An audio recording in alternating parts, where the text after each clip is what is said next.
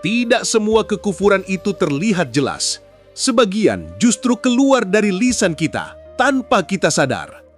Sahabat, seseorang tidak pernah mengatakan dirinya kafir, tapi ia ridho terhadap kekufuran.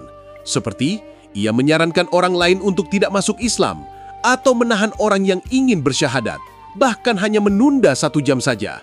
Kelihatannya sepele, tapi di sisi Allah ini perkara besar. Para ulama menjelaskan, di antaranya Syekh Zainuddin Al-Malibari dalam Fathul Mu'in, bahwa ridho terhadap kekufuran itu sendiri adalah kekufuran. Lebih dalam lagi, ada yang berani berkata, ada wali lebih tinggi dari Nabi, atau masih mungkin ada Nabi setelah Nabi Muhammad Sallallahu Alaihi Wasallam. Padahal Allah sudah tegaskan dalam Al-Quran, tetapi dia adalah Rasul Allah dan penutup para Nabi. Quran Al-Ahzab 40. Belum selesai, ada yang mengaku, aku sudah sampai pada derajat tertentu, tidak perlu sholat, tidak perlu puasa. Seolah-olah kedekatan dengan Allah membuatnya bebas dari aturan Allah. Padahal Rasulullah Shallallahu Alaihi Wasallam bersabda, "Sholatlah kalian sebagaimana kalian melihat aku sholat." Hadits Bukhari. Tidak ada satupun manusia, sekalipun wali, yang gugur kewajibannya. Yang lebih menggetarkan, kekufuran itu kadang bukan dari keyakinan besar, tapi dari sikap meremehkan.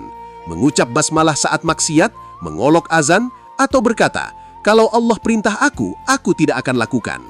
Lisan yang seharusnya membawa kita ke surga justru bisa menjerumuskan kita dalam 1 kalimat saja. Rasulullah Shallallahu Alaihi Wasallam mengingatkan, sesungguhnya seorang hamba mengucapkan 1 kata yang ia anggap sepele, namun membuatnya jatuh ke neraka sejauh timur dan barat. Hadits Bukhari dan Muslim. Sahabat, hati-hati dengan lisan kita. Jaga iman bukan hanya dari perbuatan, tapi juga dari ucapan dan sikap. Mulai hari ini, biasakan istighfar setiap hari, jaga ucapan, jangan meremehkan agama, pelajari tauhid agar tidak terjatuh tanpa sadar. Karena iman itu bukan hanya dijaga saat kita kuat, tapi justru diuji saat kita lengah. Kalau video ini mengingatkanmu, tulis di komentar, "Ya Allah, tuntunlah kami agar selalu di jalan-Mu." Dan share ke orang yang kamu sayang, karena bisa jadi 1 video ini menyelamatkan iman seseorang.